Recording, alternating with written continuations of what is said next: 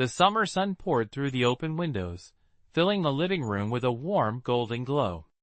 I was curled up on the couch, having just finished my first year of college, savoring the freedom and lazy days of summer.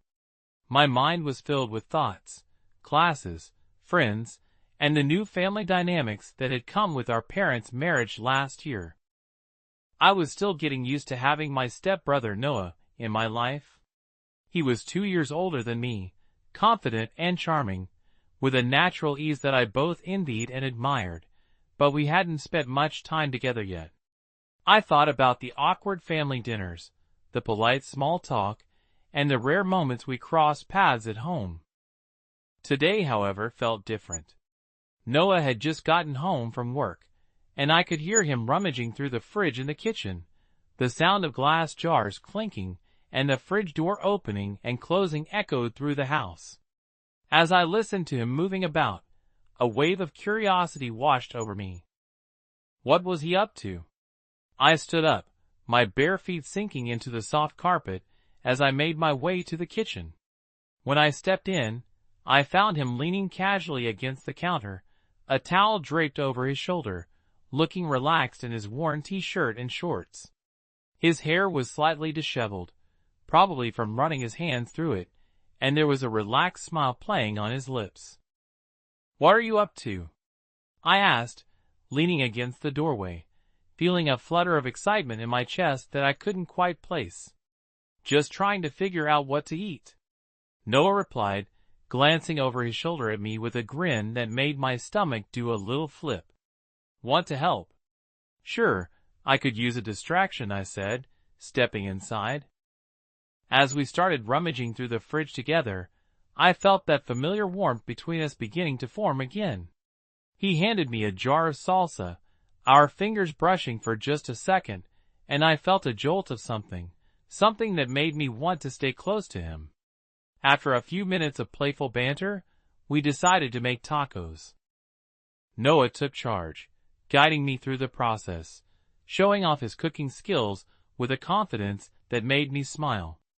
I watched him as he moved around the kitchen, the way he chopped vegetables effortlessly, the way his eyes lit up when he talked about the recipe. I realized how much I enjoyed being around him, how I found myself wanting to be closer. "All right, I need your expert opinion," Noah said, holding up 2 different types of salsa. "Which one do you think is better?" I smiled, moving a little closer to him, our shoulders brushing. "Definitely the spicy one, it'll add some kick." Noah chuckled, and our eyes met for a moment longer than necessary. There was something in the air, a tension that neither of us could quite define. His gaze lingered on mine, and I felt my breath catch, the world seeming to narrow to just the 2 of us standing in that small kitchen. When we finished cooking and sat down at the kitchen table with our tacos, we laughed over stories from our childhoods. The atmosphere was easy, filled with teasing and shared memories, but beneath the surface, something deeper was brewing, an unspoken connection that neither of us wanted to acknowledge out loud. After dinner, we decided to watch a movie in the living room. I curled up on the couch, hugging my knees to my chest, and Noah joined me. His presence warm beside me, our legs just barely touching. I could feel the heat radiating from him, and my heart raced at the proximity, each tiny shift he made causing my skin to tingle. "Are you okay?" Noah asked, glancing over as he noticed me fidgeting. "Yeah, it's been a while since we've hung out like this," I replied, my cheeks flushing slightly as I avoided his gaze, my eyes fixed on the television. "True, but I'm glad we are. I like getting to know you better," he said softly, his voice almost a whisper, his gaze lingering on me for a moment. There was something sincere in his eyes, something that made my heart flutter. As the movie played, I found myself lost in thoughts about Noah. The way he laughed, the way he looked at me, the way he seemed so comfortable in his own skin, it all set butterflies fluttering in my stomach. I couldn't help but notice the little things, the curve of his smile, the way his eyes crinkled at the corners when he found something funny. Unconsciously, I shifted closer, my leg pressing against his, the contact sending a shiver through me. "Do you mind?" I asked, trying to play it cool but unable to hide my nervousness. "Not at all," he replied, a hint of a smile on his lips as he leaned into me. I could feel his warmth seeping into my skin, and it felt comforting, grounding me in a way I hadn't expected. As the night wore on, I could feel the tension between us growing. It was palpable, electric. I could sense his gaze on me, his presence filling the space with something more than just friendship. It was as if every little touch, every glance held something deeper, something that neither of us dared to name.